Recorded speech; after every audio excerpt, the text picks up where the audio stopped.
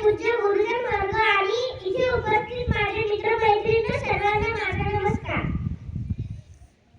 स्त्रियांच्या आदराच्या जीवनात पेटवली ज्ञानाची ज्योती म्हणून तर आज जगती अमर आहे सावित्री, अमर आहे सावित्री.